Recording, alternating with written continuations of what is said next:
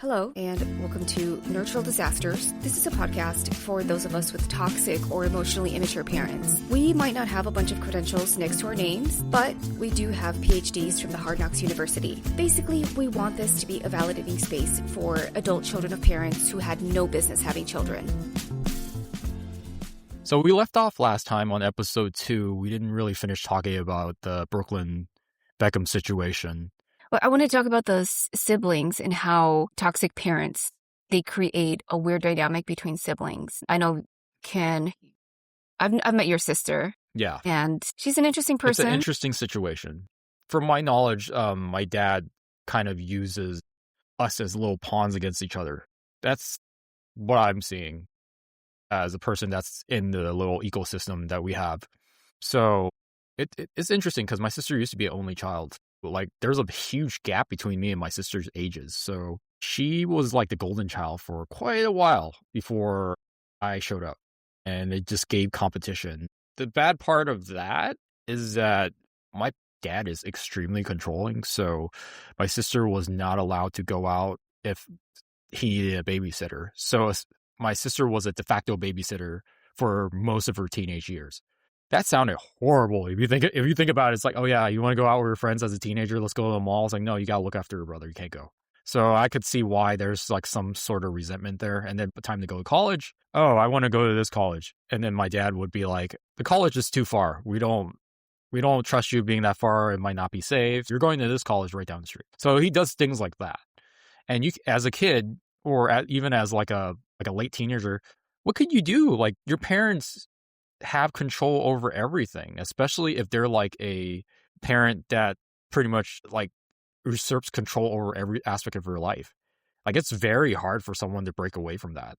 I'm thinking in this situation of like the Beckhams, the matriarch of the house pretty much controls everything. I'm thinking how the family is viewed, how the kids are viewed, what the kids are doing, who the kids are friends with. Everything is very calculated. He probably grew up with a situation where it's like, oh, there's a lot of stuff I can't do. There's a lot of stuff I have to do. So at a certain point, I think it's straining to be put in this system. So I remember he just posted, like, this is, I'm quoting him. The narrative that my wife controls me is completely backwards. I have been controlled by my parents for most of my life. I grew up with overwhelming anxiety. For the first time in my life since stepping away from my family, that anxiety has disappeared. I wake up every morning grateful for the life I chose and have found peace and relief. What that pretty much tells me, it's that freedom from control. That freedom from control could really give someone like a rebirth on their life and a new perspective on life itself. So what do you think about that, Lisa? When I read that, it resonated so much for me because after I went no contact, I felt like a lot of the stress that I had, and also I felt like I had this weight just came off of me, like a weight lifted off of me, you know? A psychological weight. A psychological weight. I noticed a lot of changes in my body. My skin cleared up because I used to have really bad cystic acne. I remember a few weeks after I went no contact and I was working things out in my mind. I went to go visit some friends and they like, Lisa, you seem different. Like, you seem lighter. That was the term they said. And I'm like, yes, that's how I feel. It's just lighter. Not dealing with so much toxicity all the fucking time. It was, my nervous system was actually breaking down. Dealing with a toxic person like a narcissist, you're going to create a lot of physical ailments. For me, I have fibroids. I guess that's one of the things. People, especially autoimmune disorders, are very common for people who've dealt with narcissists. I know lupus is one of them, fibromyalgia. If I hadn't gotten no contact, I don't know how my health would have been and how much more it would have deteriorated. Years ago, I was in a very toxic work environment, like, it was literally run by psychopaths. Like, you could diagnose them on the DSM. Like, that's how toxic it was. It was screaming and throwing. And anyway, so I remember my acne came back because it was such a stressful environment. And I noticed my body just reacting the same way it was while I was with my toxic family members. And I said, I need to get out of here. I didn't really have the money. I had a bit of savings, and I said, you know what? I can leave and save up and find something else. Thankfully, something lined up after. the way it manifests. When Brooklyn says, oh, the anxiety, I don't feel that anxiety anymore. It totally resonated. And it's just too much of a burden to bear. And a lot of people don't, like I said, they don't have the luxury to, distance themselves from toxic people. I don't know if you want to talk about this. You've talked about physical stuff like, your hair. You don't have to talk about it if you don't want to. But you were telling me about, your hair loss. And I'm sure it was related to the stress. Well, I'm trying to figure out if it was due to my stress, but the hair loss, even if it wasn't caused by the stress, I had like kind of alopecia where little kind of like circular spots on my head would just have the hair fall out and for no explanation whatsoever. I heard that was not caused by stress, but that seemed like more like a symbolic, like a visual representation of how much stress I was feeling at that time. Like I was under massive stress. I think this was during COVID time. My relationship with my parents were kind of like strained at that time. And it is true, like stress does a lot of negative things to your body. Just having that weight. And it is like it's like having almost like think about it like your mom's situation. I'm not sure how much she weighs, but like 140 pounds of weight just like went off your back. It literally feels like someone's holding you down and you're lifting extra weight. You're lifting extra weight going through life. It's like a 500-pound backpack. It's a backpack that affects your skin, affects your breathing, affects your stomach. I know a lot of people that have a lot of issues with their stomach just being like under anxiety all the time. Just it really affects everything in your like body. That's how critical stress management is. And your body is going through, when you're dealing with these people, kind of on high alert every single time. Like it activates every time you see this person. That cortisol, the flight or fight response. Fight or flight, yeah. Repeatedly, if you deal with this person on a regular basis, especially if they're like family members, you have to see them on a regular basis. Just think about having that every day. And unfortunately, they're family. And if you live in the same household, you just can't get away from that. You see them every day. It's a daily occurrence. And then after a while, your body just gets weaker and weaker, I feel like. At a certain point, you feel like I either have to get out of my situation or I'm going to die here. That's pretty much what it's going to come down to. And it sounds like hyperbole, like I would be dead. But I think there was a meme or something on Instagram. It said, if their absence brings you peace, they were the problem. When I talk to my friends and they tell me about their issues, I tell them, that, and they go, oh yeah, that's so true. And my life is so peaceful now. I mean, not 100%, I have my issues, but the peace that I feel, I wouldn't give that up to bring toxic people back into my life. Usually a well-adjusted adult from their childhood that has like a bunch of emotional capital from their parents, they're going to try to make it work. I know a bunch of people that have this is why it makes me kind of sad sometimes. I see some of my friends, especially like on social media, I know it's social media, but they do post about their parents and they have good relationships with their parents where it's always like, oh my gosh, I wish I had that. Mm-hmm. Like people wish that was like, oh, that person has a nice sports car. I'm like, I'm jealous. I'm like, I'm jealous with my friends that have a good relationship with their parents. Like I saw one recently where my friend bought her mom like a big screen TV and the mom was so happy. It just like, this is so fun. And then there's other things where they're like cooking together and they're playing with the grandkids. I'm like, I don't have that. I don't have that. And I was like, sometimes I was like, I feel lonely. Mm-hmm. But then I realized all my close friends kind of have issues with their parents. So, oh yeah.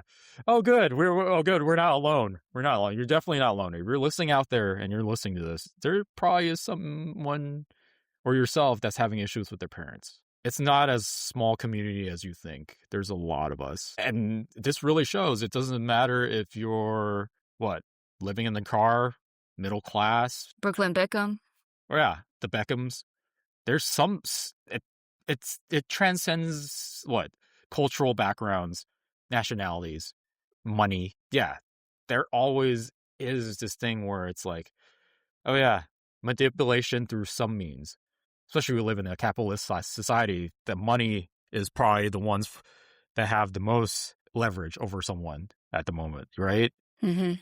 It's interesting. What do you think is going to happen to the Beckhams? What do you think Brooklyn's going to do? Is he just going to stay quiet? My prediction? Mm-hmm. Oh boy, that's a good question because I don't know them enough to make a prediction, but they might just turn into the new Meghan Markle and what's his face? Harry? That Markle and Prince Harry situation, it's like, you could tell it's like they don't like her because of where she came from. And her skin color. Probably. Oh, there's no doubt in my mind. Probably. But it's definitely, she's a commoner, but not the commoner that we like. Yeah. Because definitely they didn't view, was it Prince William's wife the same What's way. her name? Kate Middleton? Middleton, yeah, that one. Yeah. It shows how much I know about the royal family. I mean, a lot of people based her like, they're like fans of the royal family. Everything is like I feel like that was a big thing when Princess Diana was alive. Like, people collect stuff from Princess Diana. That was like a thing. She seemed like a sweet lady. I mean, when I was in London a couple years ago, they're like, "You want to see the changing of the guards?" I'm like, "No, I just want to go eat like Indian food." I heard the Indian food's really good in the UK. The best Indian food I've ever had. I've never been to India, but I know it's like this outside of India. It's the best. If you ever get the chance to go to Curry Mile. But that's because there's a lot of Indians in England. In British food is disgusting. It's horrible. I've heard. It's terrible. I tried it and I'm like, what the is this? Is a mashed potato thing called bubble, and it had peas inside, and it was cold and lumpy and disgusting. I'm like, what the is this? Like, mashed potato. I've never known you can up mashed potatoes. Yeah, occasionally I look at like the football stadiums in England, and they show like their stadium concession food. And I'm like, we come from a place of hot dogs and like, just nachos, and I look at that, I was like, what is this? It looks awful. It looks awful. Like this, everything looks like it's not cooked. Like the dough is like raw or something like that. I have been told to, if you go to England and you want British food, try some one of those sausage rolls. I haven't had one of those yet, so. Oh, I didn't have that. They said that's the good stuff, but I'll try it next time. It's like when you saw David Beckham in the last episode. He saw David Beckham at Chipotle. There weren't a lot of Chipotles back then. I think this was late 2000s, so it might be like 2008, 2009. He was playing with LA Galaxy, and I was like, David Beckham outside of the United States will probably get mobbed, but he was in Beverly Hills. Probably we see celebrities on a regular basis. But okay, if you're from the UK and you come to LA, eat real Mexican food. Don't eat like fake Mexican food like Chipotle. I go to London to eat Indian food. You know what I mean? I don't know. I feel like this is like a thing where it's like, if you go eat real like hole in the wall places and you're a celebrity, they're gonna do a photo op. Nobody does a photo op at Chipotle. That's probably why. It's like, I don't need to do a photo op. I just want something to eat. And I want to, because you go to Chipotle, it's like everything was in, I know what that is. Simple. I think we're hungry because we must be hungry talking about this. We're talking about it's like around like 1:30 or 2 o'clock. And, I really don't know what's going to happen. Maybe because he's hearing it from both sides. Like, there's people that tell him, hold it tight to your vest. Don't say anything. This is your personal stuff. You don't have to say anything. You don't need to bring attention to yourself. That was from his father-in-law, who was like a billionaire businessman. And then you hear people from the other side. You hear like Meghan Markle say, maybe you should do like an expose on like a show with a host and stuff like that. It kind of shows that you're damned if you do, damned if you don't. There's a lot he needed to let out. Yeah, it's always a thing of controlling the narrative, right? So I'm not sure if Victoria and David going to say anything more than this. It seems like it's just a momentary blip in their lives. But if she's a narcissist, like people suspect, she's flipping the out. She's going through a narcissistic meltdown. For anyone that doesn't know, like it started with the planning of the wedding dress, like how she was going to like design the wedding dress. And then she backed out of it and they had to scramble for a wedding dress. But then there's a Vogue magazine saying that she had to work with Valentino for like almost a year to design the dress. So who do you believe? Or maybe she designed the dress, but it's for me, not her. It's for mama. It's not for daughter-in-law. Maybe, because rich people have these weddings, these elaborate weddings. They don't have one dress. They tend to have like several different outfits. They have the dress, and then there's an outfit for the reception, and there's an outfit for... Not only for rich people. Some people Some brides I know have multiple dresses. The Indian weddings, it goes on for like a whole week, and they have all these different outfits. Even American weddings, they have multiple dresses. And I know, like, some Asian weddings also have that, depending on the ceremony. They have multiple ceremonies. That's crazy. So the fact that, she was working with Valentino, maybe she had multiple dresses. Maybe that was the thing. And Victoria has clout. Like, if she wanted a dress for someone or for herself, they could probably get it immediately, right? So what was she trying to achieve by pulling, okay, you're not getting a dress? What happened? One could only speculate.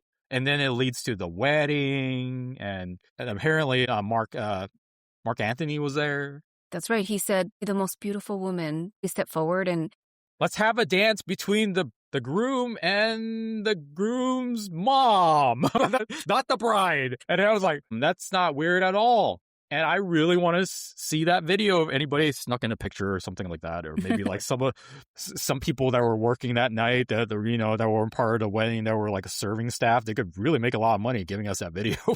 I know. Yeah. So what was she doing? She was grinding on her son or what? So that's what he said. Jesus, man. Dancing inappropriately. Or is it British? Dancing so inappropriately on top of me. Ken loves my British impressions. It's great. The British people, they're like, still wow. proper talking about... Like, wow, Lisa must have grown up in London. Did she grow up in the UK? Probably. Yeah. Oh, man. Like, I thought she was Mexican, but it turns out... That Beckham thing is... I think eventually it'll come to like a nice, expose a couple years down the road, and then we'll know everything. But it surely is like a telltale sign of, oh, man, Victoria might be... she might not be very, I want to say normal. Like, there's a lot of something wrong with her. She has control issues. Someone with eating disorders, they're trying to control something. I wouldn't be surprised if that extended out to her family. Well, I think because her image is so important to her, and not just her image, her family's image, her husband's image, the whole brand. It's like, it's a lot of control over everything. So I'm thinking when Brooklyn wanted to, like, leave the control, she went berserk. Yes. She saw that Nicola as a threat. It's a threat, yeah. And especially younger than her. She's just as beautiful as Victoria, comes from an even wealthier family than Victoria. Because Victoria came from a pretty upper class family, but I don't think she was like old money, like level of like billionaire status. I could see Victoria thinking of Nicola's, she's going to steal my thunder. We didn't start out this podcast to like talk about celebrities per se, but it mirrors so much of what the average person goes through, and it's a really good reference, I think. Yeah, we don't have the same like fame, like what class of life, I guess. Mm-hmm. The human experience is very similar too. Yeah, it doesn't matter how much money you have or where you came from. I feel like this just keeps repeating. It's just human nature. No one's exempt from grief, especially when you're with a toxic person. Oh man, doesn't matter how much money you have. It's just, it takes a toll on your body. Yes, you have more resources to handle it, extricate yourself from that situation. Yeah, we could end it on this. It's like what I'm thinking. Pretty much, you can't put a value on that moment and that courage for when you actually leave that toxic situation. And when you do, it just feels like so much weight has been lifted off your back when you do leave that situation. And really, that situation, you can't put a price on that. Like, that's totally, your enjoyment of life improves. You see the world around you be much brighter. And the thing is, there comes a point where even if you're being threatened to be like cut off financially from the family, all that stuff is kind of not worth your sanity. So, I guess the Beckhams had insight from Gordon Ramsay, who's a family friend. There was a People magazine article, right? Where they interviewed him and he said, you know what? You just want me to do the British accent again, don't you? Oh my God, you're obsessed.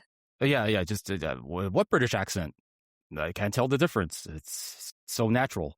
Gordon Ramsay, his British accent, I think that one is actually Cockney. He's like, the Beckhams are the best parents I've ever known in my entire life. There you go.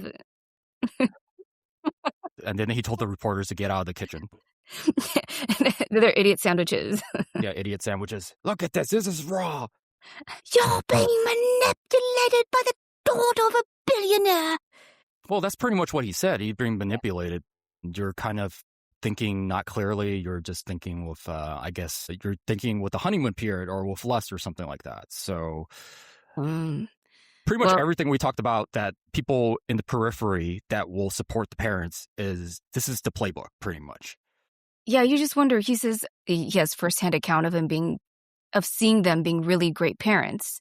Which, you know what? I don't doubt that that's what he saw. That was his experience. But sometimes you don't know what happens behind closed doors.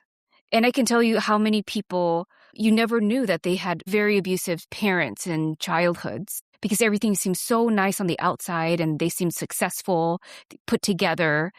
I think it begs the question, how well do you know?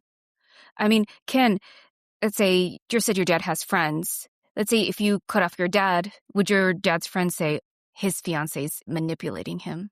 Well, I guess he's trying to find some people to actually follow his position. It's getting a little harder for him. But I do remember when I was younger, we would go over to his friends' like houses a lot, and they will always say stories about their kids moving to the East Coast right after they got married, and then like they're moving away from their parents. And pretty much the narrative, I got a feeling, even as a kid, that moving away from your parents is bad.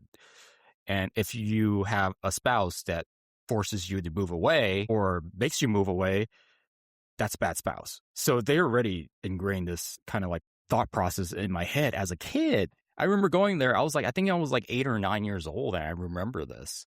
Oh, so-and-so's kid moved to the East Coast with his wife. I guess I might as well just put this in as like a race issue. Like they were Asian. The wife of one of the sons was a white woman. And among my dad and his friends, it's always like, well, that's what happens when you marry a white person. So believe me, that's like a thing that's deeply entrenched in like culture. I was already indoctrinated as a kid. So to have this kind of thought process didn't work, but still indoctrination whatsoever. You could break indoctrination after a while. It just takes longer, I think. So I already had this thought process from being raised that way. I think that's pretty common with families that are like first, second generation and their parents are immigrants. That's what they're going to be pushing on you. I think for the Ramsay situation, he was promoting a new project. I guess a reporter asked him, because he's a family friend, to chime in. So we have to view this with a grain of salt. Like what could he say that would not paint the Beckhams in a bad light? I'm assuming he's a pretty close family friend. He doesn't want to offend David or Victoria. And I'll go with the same trope that Brooklyn is a young one. You know, he's not as seasoned. He's still young. He's immature. It's kind of like pushing that narrative, right? Right. And he can't think for himself. Nicola is influencing him negatively, obviously. I think he really believes it when he said that none of the sort happened where Victoria was dancing inappropriately on her son. He said that never happened. He didn't see that. That really kind of like conflicts with what some other people said. So, and the thing is, when you don't have kind of like a video evidence, or you have a bunch of people, did everybody sign like a non-disclosure, like an NDA, like when they were at the wedding, to not talk about this? Could be. Like we said before, there's no camera footage. There's always like lying by omission. So like maybe he was there. Maybe he didn't see that. Maybe he was in the bathroom. Gordon Ramsay was in the bathroom. So technically he is telling the truth. Oh, I didn't see it. That was not true. Well, that technically for him, it is true. You're right. He was in the loo. Yes, he was in the loo. Yeah. It's either that or he went back to the kitchen and said, they're horrible cooks. Yeah, he was complaining. You'll never work in this town again. He was being a total Karen.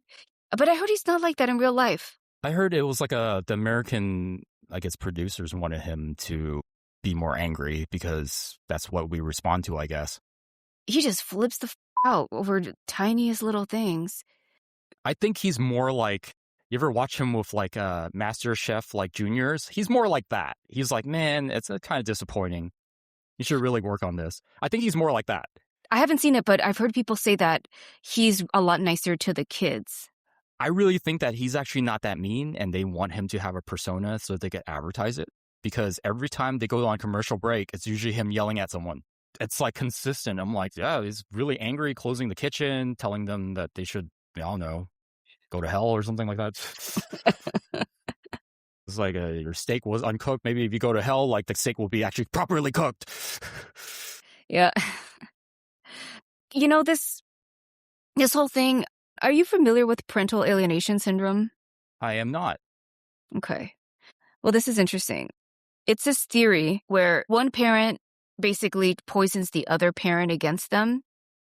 It usually happens like the guys will say, or like a fathers will say, I haven't seen my kid because my ex poisoned them against me. Because children are very susceptible. And your dad's a horrible person. He didn't want you. He hates you, da da da. And the kids grow up thinking it. I think it kind of falls along the line of parental alienation syndrome where your spouse tries to drive you away from your family. But that's what Gordon Ramsay's trying to implicate in this article. It's Nicola who's trying to parental alienate Brooklyn. Well, it's almost a type of like scapegoating, right? It's blaming her for what Brooklyn is acting upon, right? Like he might be young, but he has his own agency, right? That's just assuming that the wife is poisoning his brain. Right. Yeah, so it's definitely viewing him as someone that doesn't have his own agency, right? Yeah, he can't think for himself. And one thing I've noticed about the parental alienation syndrome, which, I was also a victim of it with my mom. She was always talking crap about my dad, always saying, but when kids grow up, and I have other friends too, they went through the same thing. When they grow up, you realize who the safe parent is. Yeah. So I'm always very leery of when someone says they won't talk to me because, especially a grown adult, being brainwashed, that's the word, brainwashed by their parent. I'm just very skeptical. It happens, but it's so, so rare. And apparently there's this really good video about parental alienation syndrome that I guess the guy who created it, I guess he was a psychologist. Turns out he was like a pedophile or something. Dr. Anna had a thing about him, the parental alienation. It's really good if you get the chance to watch it. Dr. Anna, she is very knowledgeable on YouTube. Yeah, I highly recommend it. You looking it up, Ken? I am not, but I am familiar with Dr. Anna. I'm just more intrigued about the guy that got caught for being a pedophile. How's that happen? Yeah, a lot of people in the mental health community they have a lot of mental health issues themselves. So it doesn't surprise me. That's why you get a lot of crazy therapists and crazy psychologists. People or people like who say, I'm going to study psychology. You're like, oh, why? Yeah, because I remember in our last episode we were talking about how just if you have like a kind of like a passion or you have like firsthand knowledge of like a situation, you should become a therapist or a psychologist. That might not necessarily always be a good thing, especially if you're warped beyond repair, I guess. Mm-hmm. I mean, therapists see their own therapist, right? So Yeah. just because you become a therapist doesn't mean you're expert and you know all and you know how to fix yourself. Most often than not, you're very aware what you're going through, so you know what to fix with your own therapist. But if you're screwed up, I don't even know what you could say about that. Like, really. So parental alienation theory was originally created by a pedophile sympathizer. Oh man, that's some crazy story right there.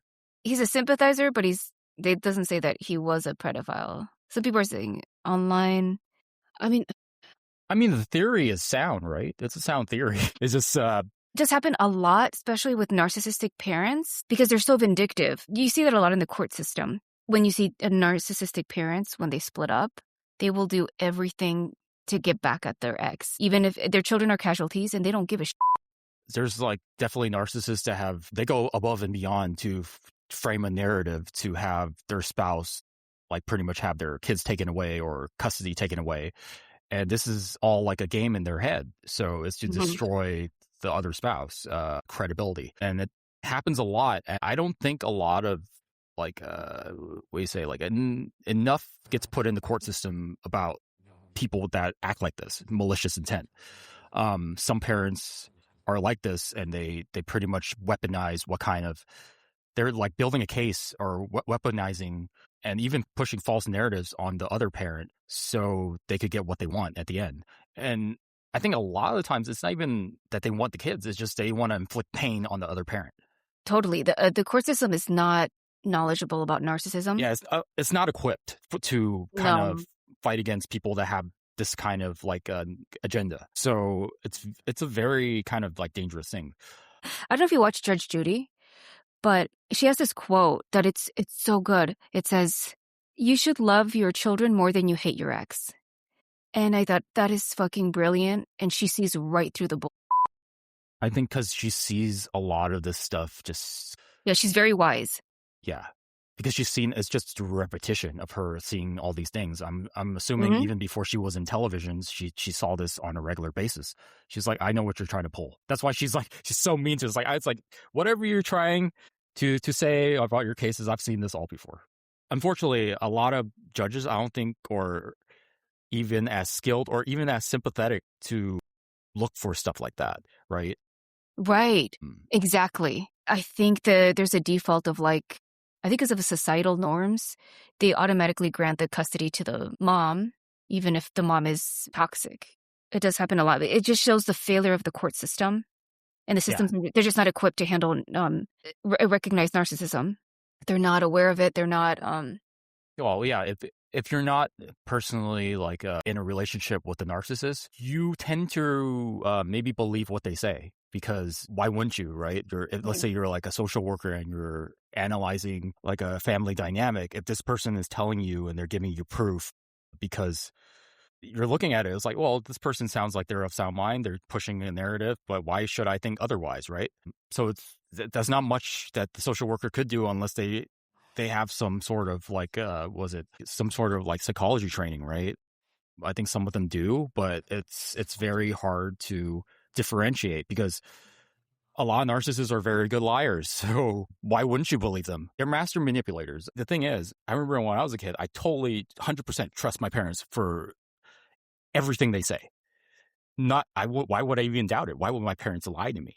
It's not until I'm older that I've finally realized that, oh yeah, they have, as a parent, they want to have the best for you. At least that's what most parents that are like non-malicious or even like malicious, they want their kids to grow up to be well-adjusted adults. But remember, your parents are human beings. They have their own agenda. So you have to be very careful that your parents have not been telling you the truth throughout your entire life. And when you get older, you start fact-checking things. You start asking around, you start looking at even like family tree documents, other family members, relatives. Hey, my dad said this to me when I was a kid. Is this correct? And it's like, oh no, that never happened. I've been getting a lot of that lately in my past 10 years. So that's really thrown my life into a spiral. So because of that, I've been manipulated. For what means? I'm still trying to figure that out. But, so we see in this situation with like the Beckham family, he's in his mid-20s. He's almost at that point where he's like starting to get like his prefrontal cortex is being developed. He's starting to, how old is he? I think he's 27 now. Yeah, so he's at that age where he's like, I don't want to say like be conspiracy theories about a lot of things, but like starts being skeptical about the things that are in your life, right? You Mm-hmm. can't, you could, I'm pretty sure he still loves his parents, but he's very keen to say like, well, my parents did this to me and that to me. And really, Gordon Ramsay is saying the correct thing as a family friend. The only thing he could have said better, in my opinion, is like, well, they're going through like a spat. I'm pretty sure they're going to resolve it. Don't worry about it. That's the best thing I think he could say. He did take the parent side. So I'm assuming he's like, he's a parent himself. So, Yeah, he could have been more diplomatic and say, "Oh, it's a sad situation." yeah, so he chose a side. So he chose the narrative where a child, kids would be kids, they don't listen to their parents, they're kind of dumb, kids are dumb. It's pushing that narrative, right?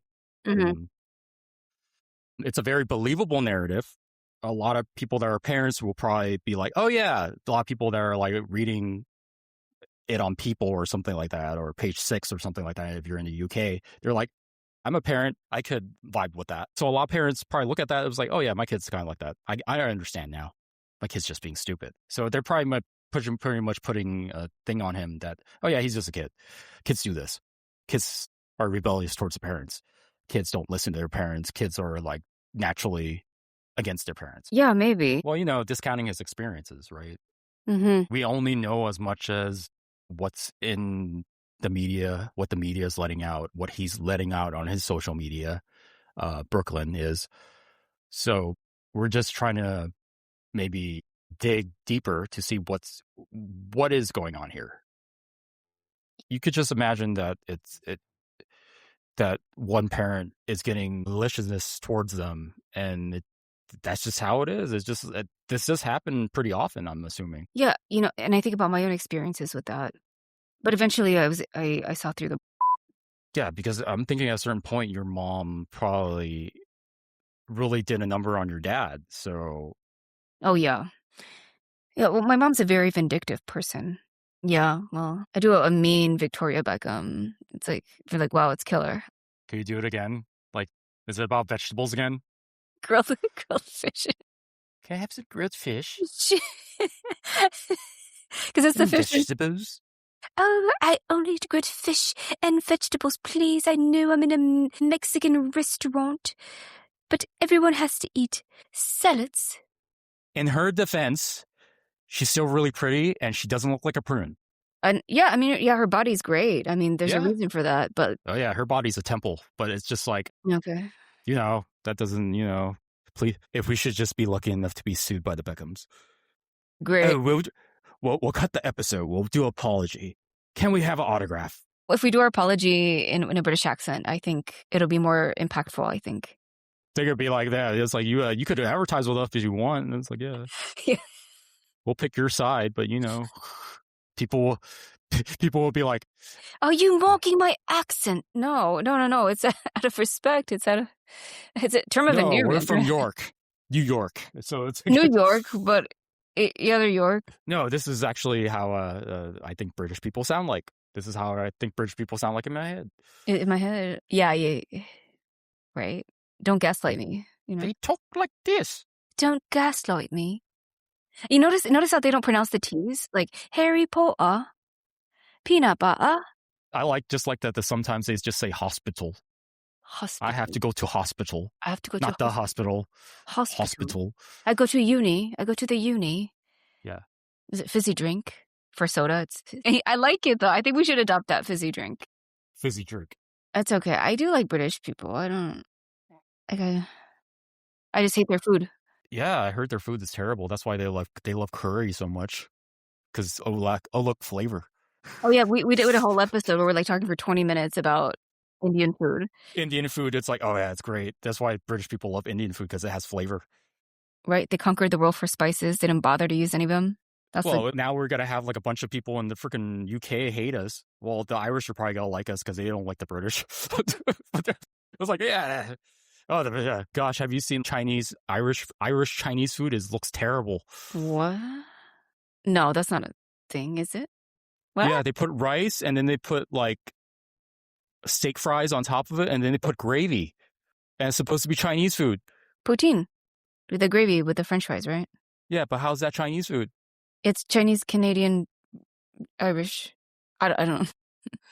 They said it was like Chinese. It was like, no. That, sir, is that's a KFC put potatoes with gravy. I'm like, and a bunch of cheese. I'm like, okay, that's KFC. No, that's right. But those are the potato wedges. Yeah, they put it in there. I was like, they put a bunch of gravy on there. I was like, that's not Chinese food. It was like, yes, it is. It's not even like Americanized Chinese food, like in this. I don't know where they got it from. Like a Chinese guy that lives in Ireland and woke up one day. I was like, hey, I know the Irish are gonna like this gravy. He's like, I got this. I'll put some rice in it. If I put rice in it, they'll think it's Chinese. Wait, what were we talking about? What was the topic? British people are very mad at us. That's the topic. Gordon Ramsay. So how would you think he'd rate Chinese, Irish, Canadian? It was Chinese poutine. Yeah, I'll probably give it like a 3.5. It's like, this is terrible. 3.5. Yeah. He's flipping tables right now. You could hear him like. He's flipping tables. He's telling people to go to hell. Right off. What the is this? Gravy? You know what's crazy? I saw him in one of those like Christmas movies, like those Hallmark movies. But I think it was a Lifetime movie. He was a guest in there with Claire Forlani, who was like a pretty big actress back in the 90s. And like she was in that movie and she played like a reporter. And then the guy was like a mean British chef. And, she goes back to like Great Britain and stuff like that. The guy that's trying to open a restaurant, like the mean British guy, is friends with Gordon Ramsay, who Doesn't make any sense, but he was just in there. That's so random. The main guy was mean, but then the lady ends up with him. And that's every freaking Hallmark movie. He changes him. He might be rough, but he has a heart of gold. Oh, yeah. Thank you all so much for listening. We're very appreciative. You want to say anything, Ken? I don't even know. This is the end of the episode? Yeah, this is the end of the episode, I think. Oh, this is the end of the episode. Okay. Talk to you next time? Yes. All right, Mr. Kenneth. Okay. Bye, Lisa. Bye, Ken. Bye.